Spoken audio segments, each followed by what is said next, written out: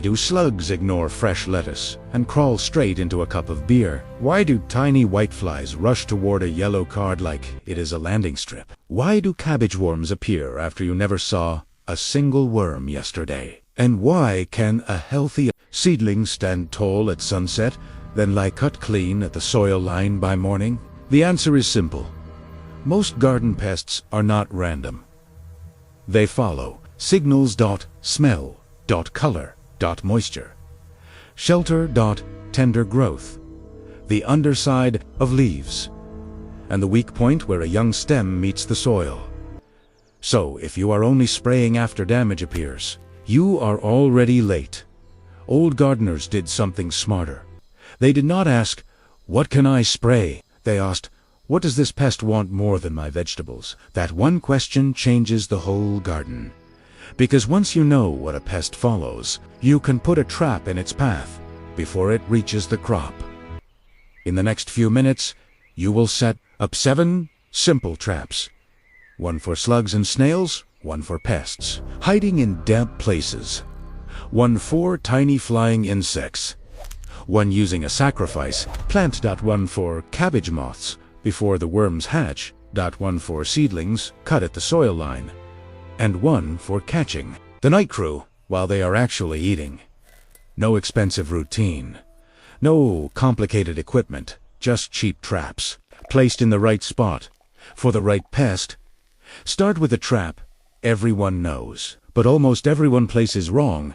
De beer, trap, slugs and snails are attracted to fermentation. The smell of beer tells them there may be an easy food source nearby. That is why they crawl toward it, even when good leaves are close.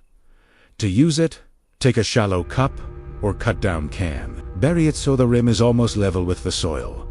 Pour in 1 inch of beer. Set it near the damaged area in the evening. Check it early the next morning. But here is the part that matters.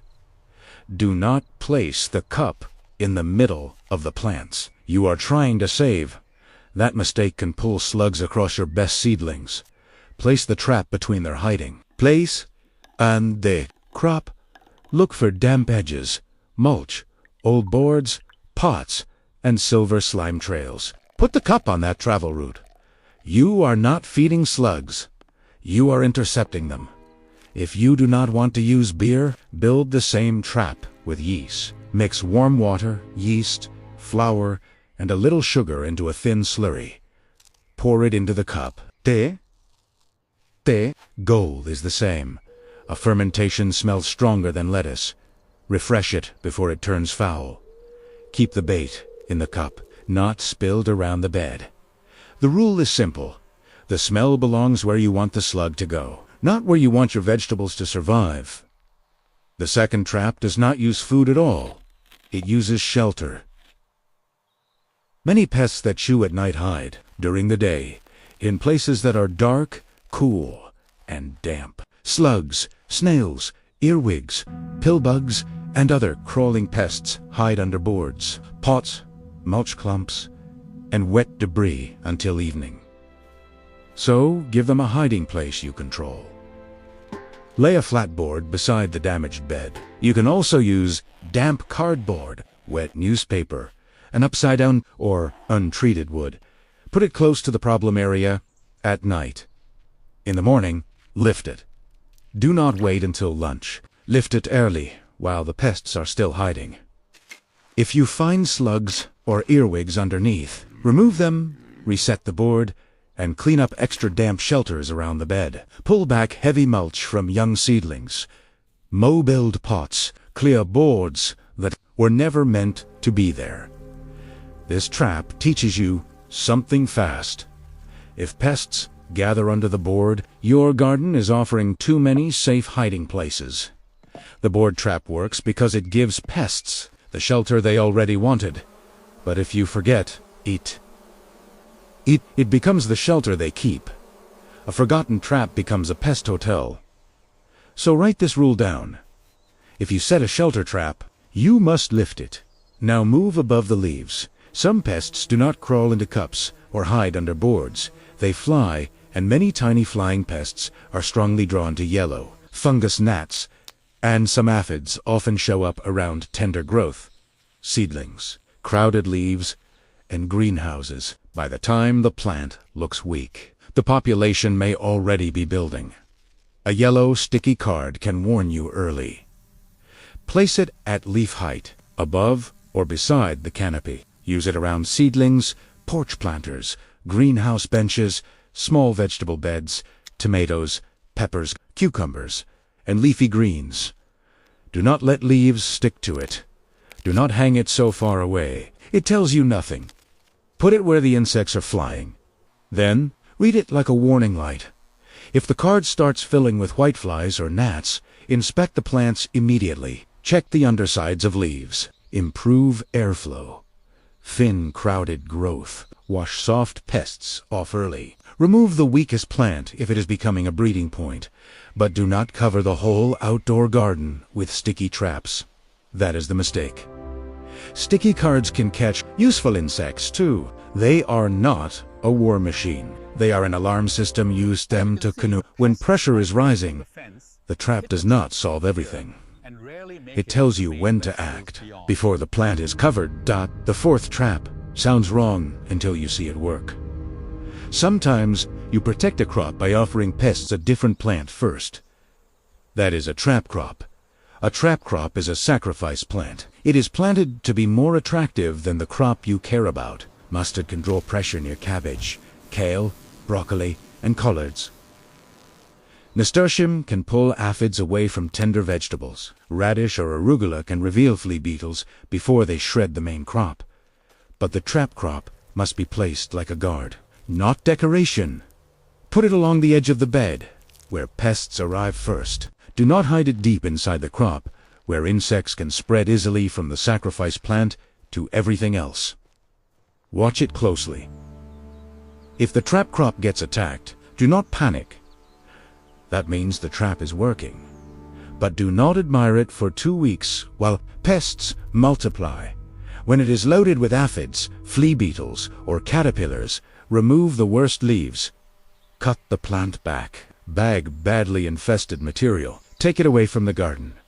A trap crop is useful only while you control it. Left alone, it becomes a pest nursery. That is the line between smart gardening and accidental breeding. The fifth trap is for cabbage worms.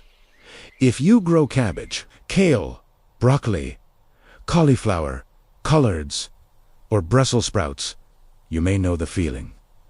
One day, the leaves look fine. A few days later, holes appear everywhere, and green worms are hiding along the ribs of the leaves. But the worm was not the first attacker. The moth was cabbage. Worms often begin as eggs on the underside of brassica leaves. So, if you only fight the visible worm, you are reacting after the chewing has started. Your trap here is timing and access. 2 or 3 times a week. Turn leaves over. Look under them. Search for tiny eggs, tiny young worms, and fresh chewing. Do this especially after you see small white or gray moths fluttering around the crop. If the plants are young, use row cover before the moths lay eggs. Not after. Before. Cover the bed and seal every edge with soil, clips, boards, stones, or garden staples. A loose cover with open sides is not protection. It is a tent with the door open. You can also plant a few mustard plants at the edge as an early signal. If the mustard starts showing eggs or chewing, inspect the main crop the same day. The mistake is waiting for big worms. Big worms mean the warning was ignored. If you want clean cabbage leaves, stop the moth before the worm becomes the problem.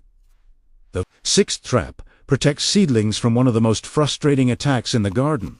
A young plant looks healthy in the evening.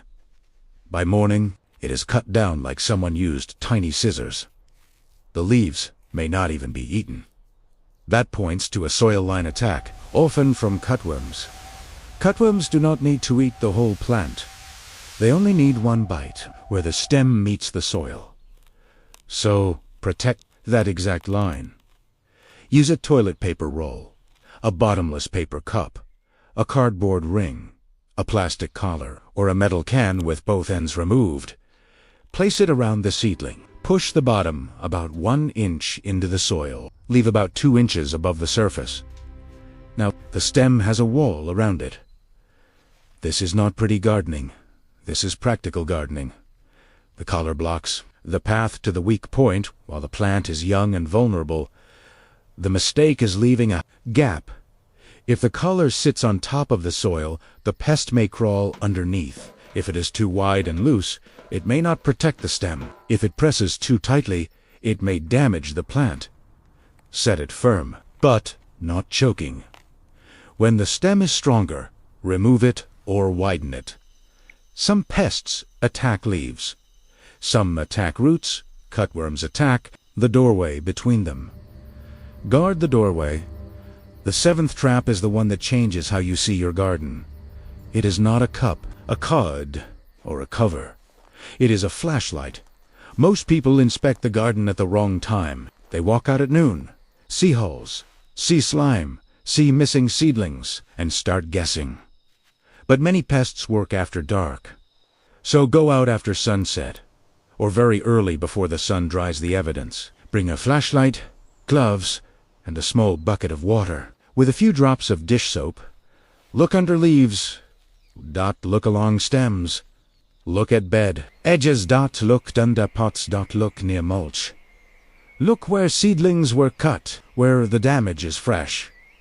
You may find slugs feeding in the open. You may see caterpillars curled under leaves. You may catch beetles dropping when light hits them. You may find earwigs hiding beside the exact plant they damaged. Pick them off and drop them into the bucket. But the real value is not the bucket. The real value is knowing the enemy. Once you see what is eating at night, you stop guessing during the day. Then you choose the right trap. Beer or yeast for fermentation. Followers. Wetboards for shelter seekers. Yellow cards for flying pests. Trap crops for insects that prefer one plant over another. Leaf checks in row. Covers for cabbage moths. Collars for soyline cutters. Flashlight patrol for the hidden. Night shift. That is not a pile of random tricks. That is a defense system. And it works because each trap answers a different question.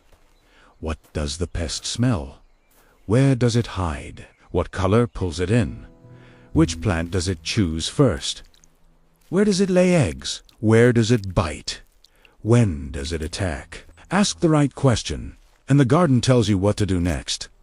Here are the mistakes that make traps fail. Putting beer inside the crop, instead of on the pest route. Setting wet cardboard and never lifting it. Using sticky cards everywhere and catching helpers. Letting trap crops become breeding stations. Checking cabbage only after worms are large. Leaving cutworm collars loose. And inspecting only in daylight when the night crew has already disappeared. A bad trap makes you feel busy while the pests keep eating. Good trap catches pests. A great trap teaches you how the attack works.